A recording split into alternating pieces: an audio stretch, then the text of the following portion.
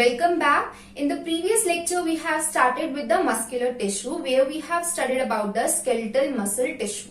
In case you have missed that lecture, do watch it. The link is there in the description. The topics that we will study today are smooth muscle. It is one of the type of the muscles and we will study this muscle in the division structure, location and function. Then the difference between single unit and multi-unit smooth muscle. Third, we will study about the cardiac muscle again in the division structure, location and function. And finally, the difference between striated, non-striated and the cardiac muscle. And with this topic, we will be completed with the muscular tissue portion. Do watch this lecture till end. This is something again very important. And without any delay, let's begin with our lecture. Okay, so we will start with the smooth muscle. If you do remember, मैंने आप लोगों को बताया था कि skeletal muscle को हम striated muscle कहते हैं. क्यों? क्योंकि वहां पे मायोफिब्रिल्स में ऑल्टरनेटिव लाइट और डार्क बैंड्स प्रेजेंट हैं जो कि पूरे मसल फाइबर को एंड देन इन टर्न पूरे मस्कुलर टिश्यू को एक स्ट्राइएटेड अपीयरेंस देते हैं. यहाँ पे जो मायोफिब्रिल्स हैं उनमें alternate dark and light bands क्योंकि एब्सेंट है, दैट्स वाई स्मूथ मसल को हम अनस्ट्राइप्ड या नॉन स्ट्राइएटेड मसल कहते हैं. क्लियर? दूसरा, स्मूथ मसल कहाँ मिलता है? Smooth muscle is found in the walls of hollow visceral organs. Hollow visceral organs में मिलता है. तो ये होलो विसरल ऑर्गन्स क्या है? विसरल ऑर्गन्स कुछ नहीं बट इंटरनल ऑर्गन्स होते हैं. Internal organs, right? ऑर्गन्स किसी भी सिस्टम के आप ले लो, जैसे डाइजेस्टिव सिस्टम के ऑर्गन्स हो गए, रेस्पिरेटरी सिस्टम के या रिप्रोडक्टिव सिस्टम के, किसी भी सिस्टम के. So basically visceral organs are nothing but the internal organs. तो क्योंकि हमें स्मूथ मसल्स वॉल से मिलते हैं होलो विसरल ऑर्गन्स के, इसीलिए हम स्मूथ मसल्स को विसरल मसल्स भी कहते हैं. We call that as visceral muscle. ठीक है, इसे हम विसरल मसल भी कहते हैं. अब आपने स्केलेटल मसल के लिए पढ़ा था that they are attached to the bones with the help of tendon. Tendon क्या है? Dense regular connective tissue. लेकिन यहाँ स्मूथ मसल किसी भी स्केलेटन से कनेक्टेड नहीं होता. Smooth muscles are not connected to any bone और स्केलेटन इन शॉर्ट. ठीक है, सो ये छोटी छोटी चीजें हैं जो मैं आपको स्केलेटल सिस्टम से कंपेयर करके इसका स्ट्रक्चर भी ऐसे ही एक्सप्लेन करूंगी. So better to watch that lecture as well. अगर आप लोगों ने स्ट्राइएटेड मसल, स्केलेटल मसल वाला स्किप किया है, so do watch that. Now we will discuss about the structure. अब मैंने यहाँ एक बहुत रफ डायग्राम बनाया है स्मूथ मसल फाइबर का. फाइबर क्या है? सेल. हमने स्टार्टिंग में पढ़ा था मस्कुलर टिश्यू के इंट्रो में कि हम मस्कुलर टिश्यू के सेल्स को क्या कहते हैं? मसल फाइबर कहते हैं. तो यहाँ क्या प्रेजेंट होंगे? Smooth muscle fibre. Smooth muscle fiber की शेप अगर आप देखोगे कैसी है इनकी शेप, एंड्स पर ये पॉइंटेड है. एंड्स कैसे हैं इनके? पॉइंटेड हैं या टेपर्ड हैं. दैट्स वाई ये फ्यूजिफॉर्म शेप दे रहे हैं. उसके बाद they are broad in the middle. Middle में कैसे हैं? ब्रॉड है. ठीक है, एंड्स पर कैसे हैं? टेपर्ड है या पॉइंटेड है. और मिडल में कैसे हैं? ब्रॉड है. इसके अलावा इनके पास सेंटर में जो साइटोप्लाज्म है यानी सार्कोप्लाज्म. साइटोप्लाज्म को क्या कहते हैं? सार्कोप्लाज्म. सार्कोप्लाज्म के सेंटर में क्या है? ओवल न्यूक्लियस प्रेजेंट है. सार्कोप्लाज्म के सेंटर में क्या है? सेंट्रली लोकेटेड न्यूक्लियस है. वहां पर स्केलेटल मसल में न्यूक्लियस की पोजीशन कैसे बताई थी? इररेगुलर इंटरवल्स पर पेरिफेरल पोजीशन पे मिलेंगे. और यहाँ पर क्या है? एक न्यूक्लियस है. वहां मल्टी न्यूक्लिएटेड थे, ये यूनी न्यूक्लिएटेड है. ओके, ये यूनी न्यूक्लिएटेड है, सेंट्रली लोकेटेड ओवल न्यूक्लियस है, सार्कोप्लाज्म के सेंटर में मिलेगा. इसके अलावा यहाँ पर longitudinally arranged contractile delicate fibres हैं. लॉन्गिट्यूडनली अरेंज्ड कॉन्ट्रैक्टाइल फाइबर्स हैं, डेलिकेट है नेचर में, जिन्हें आप मायोफिब्रिल कहते हो. But these myofibrils are lacking alternate light and dark bands. That is why they do not give the striated appearance. इसलिए ये striated appearance नहीं दे रहे हैं. Is it clear to you? तो यहाँ पर आपने देखा कि स्मूथ मसल फाइबर के एंड्स पॉइंटेड हैं, टेपर्ड हैं, that is fusiform in shape, and broad है ये मिडिल में. ठीक है, स्पिंडल शेप्ड है. कैसे हैं? स्पिंडल शेप्ड है. Basically they are spindle shaped.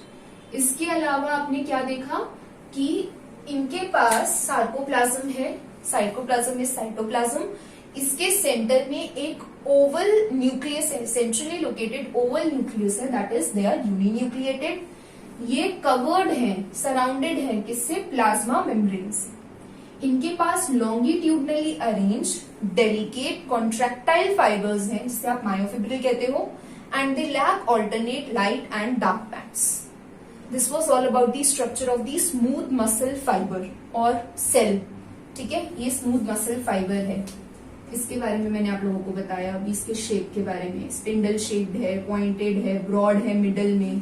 ठीक है, न्यूक्लियस यूनी न्यूक्लिएटेड है, मल्टी नहीं है, मल्टी स्केलेटल में था। ठीक है, सो ये आपने स्ट्रक्चर के बारे में पढ़ा।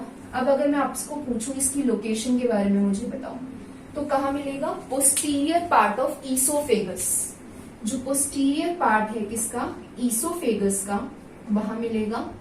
स्टमक में मिलेगा, इंटेस्टाइन, लंग्स,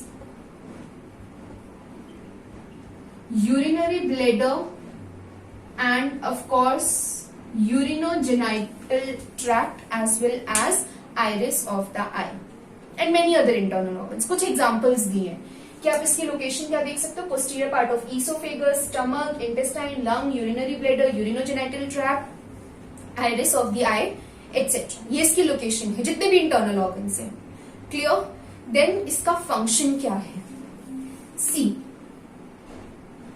जब डाइजेस्टिव सिस्टम पढ़ेंगे तब you will understand that better. But जो ईसोफेगस है, इट्स फूड पाइप, इसमें से फूड आपने अंदर लिया, इनटेक किया, it will reach to the stomach through the oesophagus. तो ये पेरिस्टेल्टिक मूवमेंट शो करता है। क्योंकि स्मूथ मसल है, ये कैसी मूवमेंट शो करेगा? इनवॉलेंट्री एक्शन शो करेगा।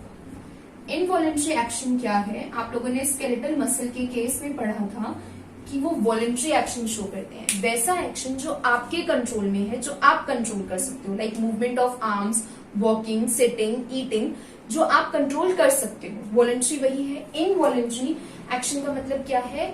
वैसा एक्शन जो आपके कंट्रोल में नहीं है। क्या आप स्टमक की, ईसोफेगस की, लंग्स की, या इंटेस्टाइन की, या यूरिनरी ब्लैडर की फंक्शनिंग को खुद से कंट्रोल कर सकते हो? No, you can't control that. So ये इनवॉलेंट्री एक्शन प्रोवाइड करता है। ठीक है, परफॉर्म करता है। तो स्मूथ मसल्स कैसा फंक्शन परफॉर्म करते हैं? Involuntary action, involuntary movement perform करते हैं। तो पेरिस्टेल्सिस हो गया। Peristalsis is the movement of the, basically food को जब आप एंगल्फ करते हो तो इस तरीके से कॉन्ट्रैक्शन रिलैक्सेशन ईसोफेगस करता है, जिससे फूड आपका नीचे नीचे धीरे धीरे जाता है किसकी तरफ? स्टमक की तरफ मूव करता है। That is peristaltic movement. तो ये पेरिस्टेल्टिक मूवमेंट शो कर रहा है। दूसरा, opening and closing of tubes. ठीक है, कई जगह पर ट्यूब्स की ओपनिंग एंड क्लोजिंग आपके बॉडी में, जैसे ईसोफेगस को अगर आप ले सकते हो। ठीक है, एक अपर ईसोफेगस है, एक लोअर ईसोफेगस का पार्ट है। तो opening and closing of tubes, मैं जस्ट एक एग्जांपल दे रही हूँ। सो पेरिस्टेल्सिस शो करेगा opening and closing of tubes, ये भी इसका एक फंक्शन हो गया। ठीक है, तो ये आपको छोटी छोटी चीजें इसके बारे में याद रखनी है। आई जस्ट ब्रीफ यू, बस ये याद रखना, स्ट्रक्चर में स्पिंडल शेप्ड है, सेंट्रली लोकेटेड न्यूक्लियस है, यूनिन्यूक्लिएट है, पॉइंट्स पर, एंड्स पर पॉइंटेड है, बीच में ब्रॉड है। एंड देन लोकेशन याद रखना, जितने भी विसरल ऑर्गन्स हैं जैसे कि oesophagus, stomach, intestine, lungs, urinary bladder, iris of I etcetera. And remember, smooth muscle heart में नहीं मिलेगा। हार्ट में स्मूथ मसल नहीं मिलेगा क्योंकि वहां कार्डियक मसल मिलता है। क्या इसका फंक्शन है? इनवॉलेंट्री एक्शन परफॉर्म करेगा, लाइक पेरिस्टेल्टिक मूवमेंट और opening and closing of tubes. So this was all about the smooth muscle. Now we will discuss about the difference between single unit and multi-unit smooth muscle. So before we start with the differences between single unit and multi-unit smooth muscle, I forgot to explain you one point. In the case of skeletal muscle fiber, हम लोगों ने ये पढ़ा था कि एक muscle fiber दूसरे muscle fiber से attached होता है connective tissue की help से, राइट? लेकिन स्मूथ मसल के केस में एक स्मूथ मसल फाइबर दूसरे स्मूथ मसल फाइबर से कनेक्टेड होता है with the help of cell junction. Is it clear? I repeat, वहां पर स्केलेटल मसल के केस में fibers are connected with each other through connective tissue, and here the smooth muscle fibers are connected to each other through cell junctions. Now let's see the differences. So single unit और multi unit में सबसे पहला difference क्या है कि यहाँ पर जितने भी number of smooth muscle fibres हैं, in the case of single unit smooth muscle, number of muscle fibres they are joined together by the gap junction. मैंने कहा था ना कि स्मूथ मसल फाइबर्स किसके थ्रू कनेक्टेड होते हैं, सेल जंक्शन के through, and gap junction is the type of cell junction. ठीक है, गैप जंक्शन सेल जंक्शन का टाइप है। सो यहाँ पर मसल फाइबर्स किसके थ्रू कनेक्टेड है, गैप जंक्शन के through, they are connected through gap junction. लेकिन मल्टी यूनिट के केस में वो क्लोजली ज्वाइंट नहीं होते। सिंगल यूनिट, सिंगल मतलब वी आर वन, ये वाले तरीके से याद कर सकते हो कि जितने भी स्मूथ मसल फाइबर्स हैं they are connected to each other through gap junction.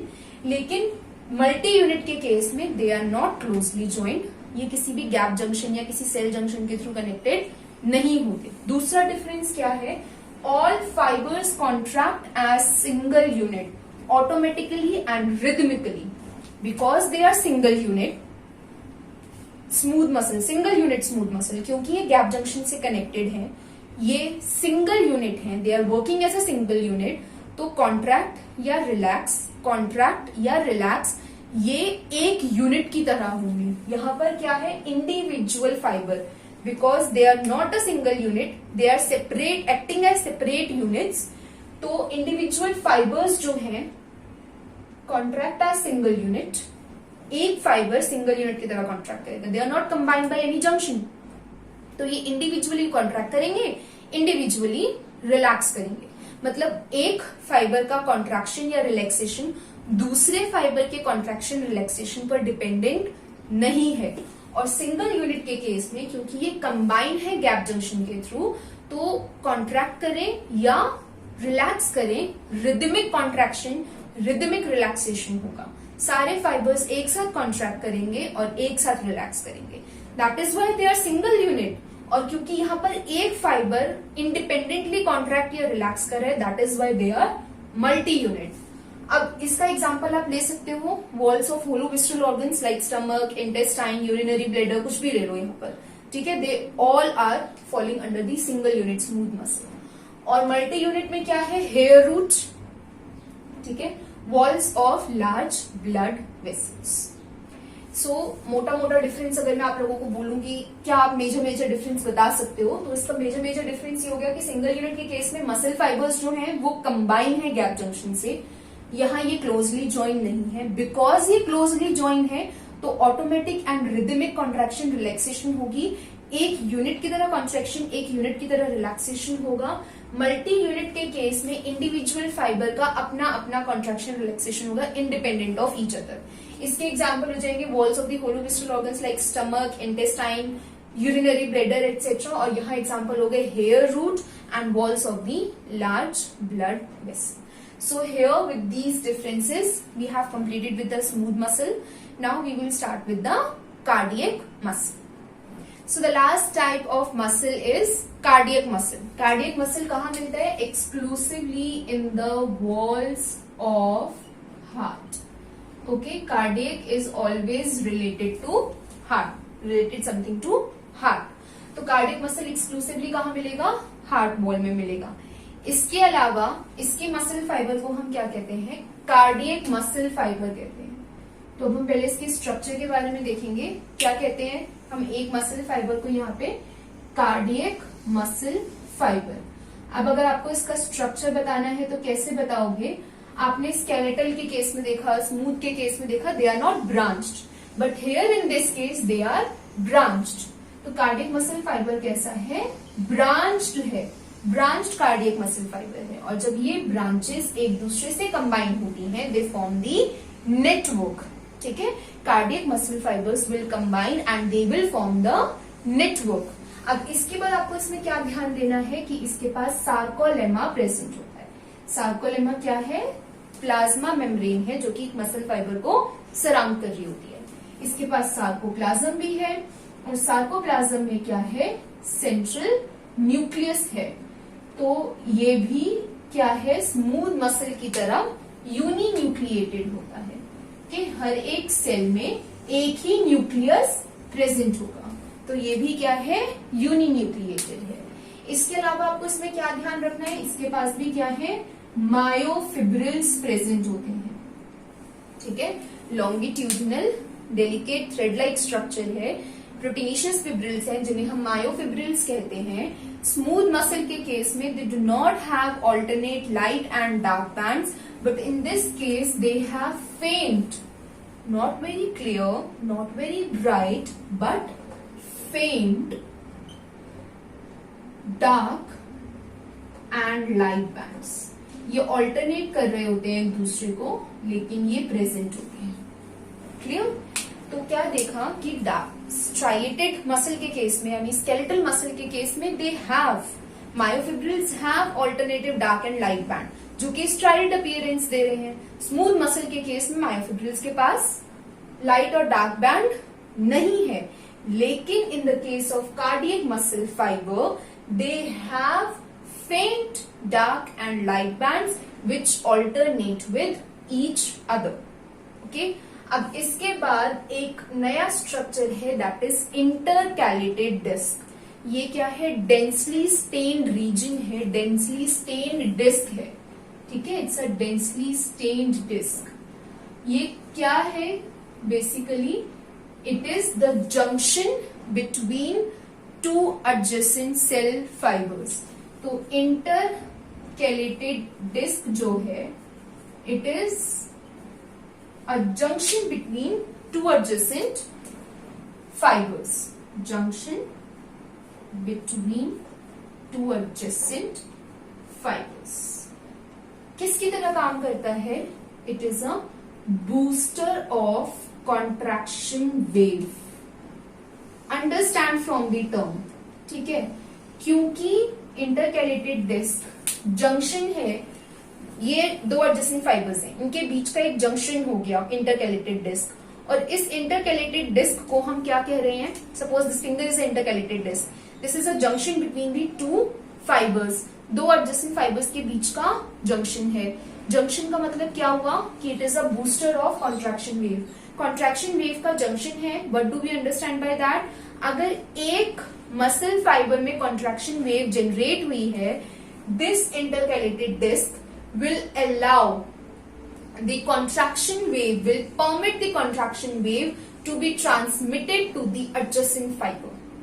I repeat, intercalated disc एक densely stained disc है, okay?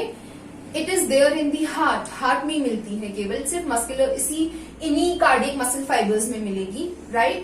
And it is a junction between two adjacent fibers. It is a booster of contraction wave.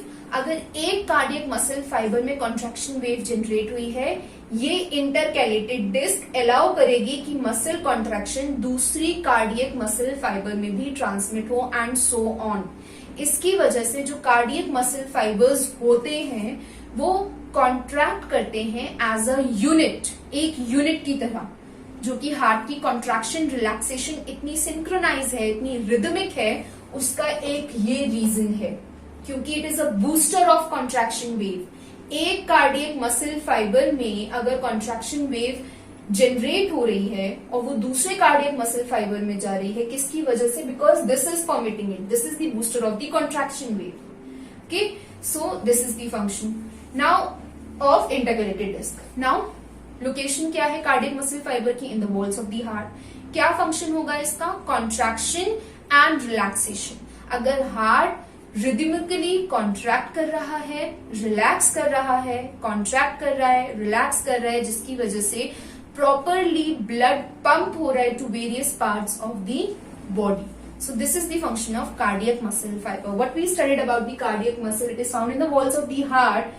The cardiac muscle fibers are branched, and these branches will join to form a network. The cardiac muscle fiber is surrounded by a sarcolemma, a plasma membrane. They have a sarcoplasm, cytoplasm. The sarcoplasm contains centrally located nucleus. That's why they are uninucleated. That is, each cell will have one nucleus. Then there are myofibrils. They are long, delicate threads which are longitudinally arranged, and these myofibrils contain faint dark and light band. Not very clear, not very bright like that of the skeletal muscle fiber, but they have faint dark and light band. Then you have studied about the intercalated disc. Intercalated disc is the junction between two adjacent muscle fibers, cardiac muscle fibers, and it acts as a booster of the contraction wave. अगर एक muscle fiber में contraction wave generate हुई है, तो intercalated disc permit करेगी कि दूसरे muscle fiber में, दूसरे cardiac muscle fiber में वो wave transfer हो सके and so on, जिसकी वजह से cardiac muscle fibers contract करते हैं as a unit and they are found in the wall of the heart. क्या फंक्शन है इनका? कॉन्ट्रैक्शन एंड रिलैक्सेशन, जिसकी वजह से हमारा हार्ट बीट करता है और पंप करता है ब्लड को to various parts of the body. Okay, so this is all about the cardiac muscle. Now we will study the difference between striated that is skeletal, non striated that is smooth, and finally the cardiac muscle fiber, जो फाइनली आपके पूरे muscular tissue को जो आपने अभी तक पढ़ा है उसे सम अप कर देगा. Okay, so let's study about that last difference of today's lecture.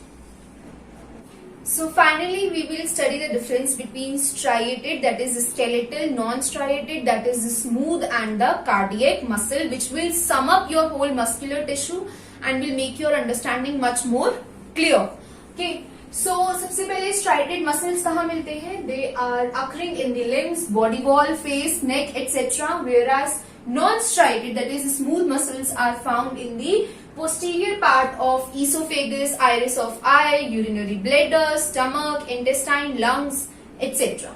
Okay, then cardiac muscles are exclusively found in the walls of heart.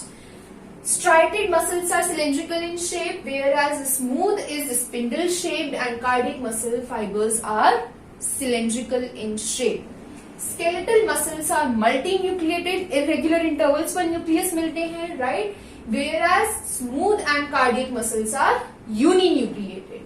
Here the nucleus is peripheral in position, periphery पे मिलता है, and in the case of smooth and cardiac, the nucleus is centrally located. Cardiac muscle and skeletal muscle and smooth muscle, skeletal and smooth muscle fibers are unbranched, whereas cardiac muscle fibers are branched. So cardiac muscle fibers are the only one which are branched. Intercalated disc, which is a darkly stained cross bands or darkly stained disc, is absent in the case of skeletal and the smooth muscle, but is present in the cardiac muscle. Now, the striated muscles, the skeletal one, they soon get fatigued, they get tired and they need rest for the further functioning. Whereas the smooth muscles, they do not get fatigued, and your heart muscle, your cardiac muscle never get fatigued. वो continuously contraction relaxation करते रहते हैं. That's why जो heart है वो regularly blood को pump करता रहता है so that various body parts को मिलता रहे. Then the striated muscles, they have a voluntary action. You can control, right? When you are folding your limbs like your biceps, आप अगर कुछ उठा रहे हो, आप अपने आर्म को फोल्ड कर सकते हो. You can walk, you can sit, you can do many other functions using your limbs. So वो आपके कंट्रोल में है. सो वॉलंटरी एक्शन है. वेयरएज स्मूथ मसल्स और आपका हार्ट पंप करने वाले important cardiac muscles, they are involuntary in action. You can not control their function, you cannot control their action, so they are involuntary in action and they are voluntary in their action. So these are the major differences between the skeletal, smooth and the cardiac muscle. I hope you have gained much better knowledge of all these three different types of muscles that we have covered under the muscular tissue. So with this topic we have completed with the muscular tissue. हम लोगों ने अपना muscular tissue वाला portion पूरा कर लिया है. अगर आप लोगों को आज के लेक्चर से रिलेटेड या previous epithelial tissue, connective tissue या मस्कुलर टिश्यू के पार्ट 1 वाले लेक्चर से रिलेटेड कैसा भी डाउट है, be free to ask in the comment section. You can also contact me through mail. The mail is there in the description. You can contact me through mail, and obviously you can follow me there on the Instagram. The page is BioChakra. There you can DM me your questions. Okay, and apart from it, ये topic seriously बहुत ज्यादा important है. ठीक है, muscular tissue something important, क्योंकि इसी से आप लोगों को आगे ह्यूमन फिजियो समझने में थोड़ी इजीनेस रहेगी. ओके, सो कोई भी डाउट है, please be free to ask in the comment section. You can contact me through mail. You can also follow my page Biochakra there on the Instagram. And in the next lecture we will start with the nervous tissue. So stay tuned for more videos, and if you haven't watched my previous lectures, so do watch those lectures. The link is there in the description. Don't forget to like, share and subscribe my channel. As usual, I'm going to give you some practice questions regarding today's lecture. Do practice those questions. If you have any doubt regarding those questions as well, be free to ask. Okay, so till then, keep learning, keep working. Thank you. So students, here you have your practice questions. Do practice these questions, and again along with the questions I have provided you with the solution of the previous lecture, that is of the muscular tissue part 1. In case you have any doubt regarding the questions or the solution or regarding today's lecture or any other lecture, and even apart from the lecture, you are free to ask in the comment section. You can contact me through mail. And guys, please don't forget to like, share and subscribe my channel. Till then, keep learning, keep working. Thank you.